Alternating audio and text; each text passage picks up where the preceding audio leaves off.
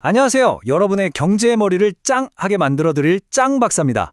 세계적인 경제학자 폴 크루그먼의 교과서 다들 한 번쯤은 들어보셨죠? 오늘은 바로 이 책을 바탕으로 정말 많은 분들이 헷갈려 하시는 비교 우위에 대한 오해를 시원하게 풀어보겠습니다.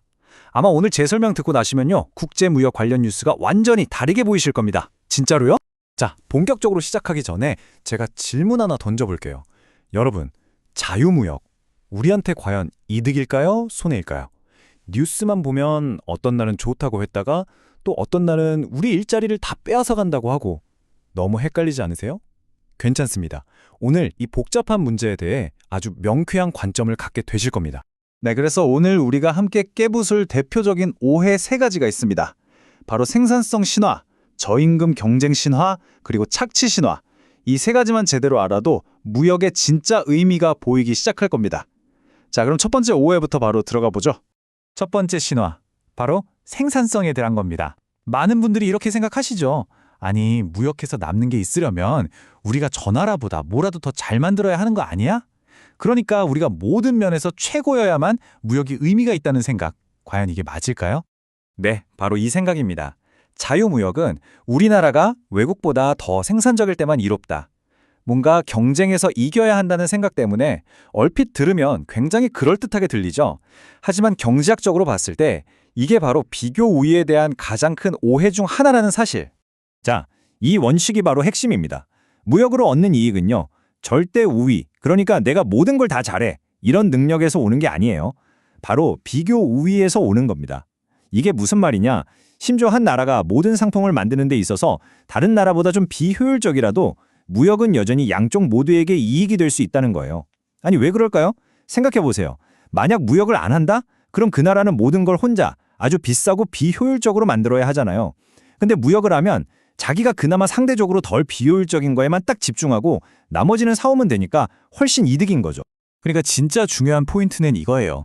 모든 과목에서 100점 맞을 필요가 없다는 겁니다. 핵심은 내가 가진 걸로 뭘 제일 효율적으로 만들 수 있지? 이걸 파악하고 거기에 집중, 즉 특화하는 거죠. 이게 바로 비교 우위 논리의 정수입니다. 아주 유명하고 재밌는 예시를 하나 들어볼게요. 상상해보세요. 우리 동네에 정말 명의, 최고의 외과 의사가 한 명 있습니다. 수술 실력은 신의 손이에요. 근데 이 의사 선생님이 타이핑도 엄청나게 빠른 거예요. 전문 타이피스트보다도 더 빨라요. 자, 그럼 이 의사는 수술도 최고, 타이핑도 최고, 모든 면에서 절대 우위를 갖고 있는 거죠. 여기서 문제. 이 의사가 직접 진료 기록을 타이핑하는 게 과연 합리적일까요? 당연히 아니죠. 그 시간에 수술 한 번 더 하면 사람을 살리고 훨씬 더 큰 가치를 만들잖아요. 타이핑은 다른 사람한테 맡기고 자기는 비교가 안 될 정도로 잘하는 수술에 올인하는 게 모두에게 이득이라는 겁니다. 나라 간의 무역도요, 놀랍게도 정확히 이 원리로 돌아갑니다. 자, 그럼 이제 각자 잘하는 거에 특화하면 모두에게 좋다는 건 알겠습니다. 근데 여기서 바로 두 번째 걱정이 스물스물 올라오죠. 바로 임금 문제입니다. 아니, 월급을 엄청 싸게 주는 나라랑 경쟁하면 우리 노동자들 일자리는 다 어떻게? 하는 그런 두려운 말이죠. 네, 맞습니다. 바로 이 주장. 저임금 국가와의 자유무역은 고임금 국가에 해를 끼친다.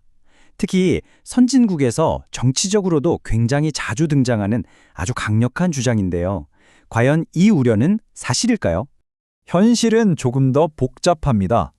물론 무역 때문에 값싼 수입품과 직접 경쟁해야 하는 산업에 계신 분들은 분명히 어려움을 겪을 수 있어요. 이건 사실입니다. 하지만 우리가 봐야 할 건 나무가 아니라 숲, 즉 경제 전체거든요. 전체적으로 보면 이익이 훨씬 크다는 거죠. 왜냐? 당장 우리 소비자들 물건 싸게 살 수 있잖아요. 그리고 우리나라가 진짜 잘하는 수출 산업은 더 쑥쑥 커서 더 좋은 일자리랑 더 높은 월급을 만들어내거든요. 즉, 무역이라는 게 누구의 부를 파괴하는 게 아니라 전체 파이를 더 크게 키우는 역할을 하는 겁니다. 이렇게 딱 놓고 비교해보면 차이가 명확하죠. 무역 없이 우리끼리 모든 걸 다 만들려면 우리는 더 비싼 값을 치러야 하고요. 경제가 클 기회도 제한돼요.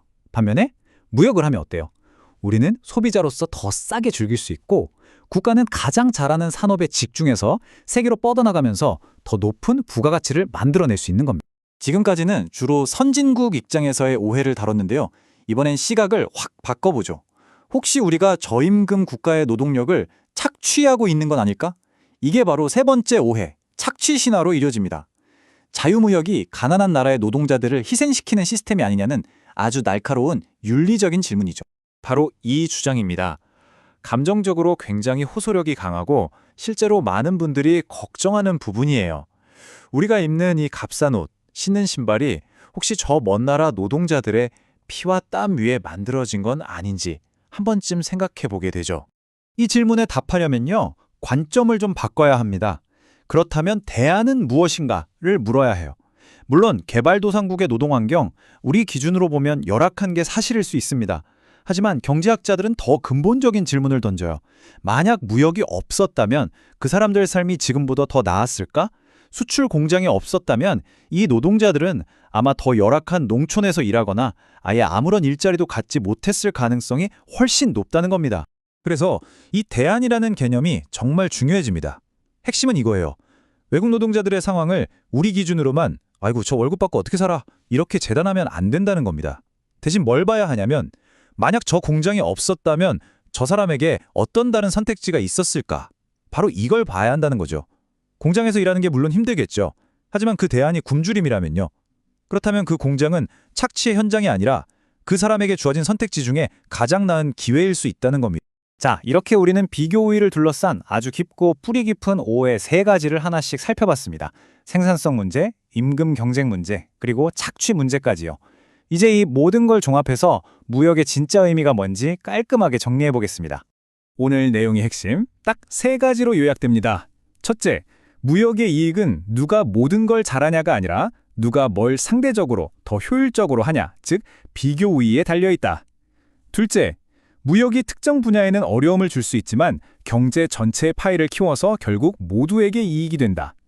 마지막, 셋째, 개발도상국 노동자들에게 무역은 착취가 아니라 더 나은 삶으로 갈 수 있는 중요한 대안이 될 수 있다는 점입니다. 자, 오늘 제가 준비한 내용은 여기까지입니다. 그냥 끝내기 아쉬우니까 마지막으로 여러분께 생각할 거리를 하나 던져드리고 싶어요. 요즘 보세요. 팬데믹 터졌지, 나라끼리 갈등 심하지, 글로벌 공급망이 마구 흔들리고 있잖아요.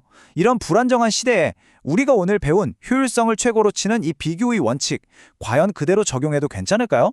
아니면 뭔가 다르게 생각해야 할까요? 정해진 답은 없습니다. 하지만 오늘 우리가 함께 짚어본 이 원칙들이 이 복잡한 세상을 이해하는 아주 훌륭한 도구가 되어줄 거라고 저는 확신합니다. 지금까지 여러분의 경제브레인 짱박사였습니다. 감사합니다.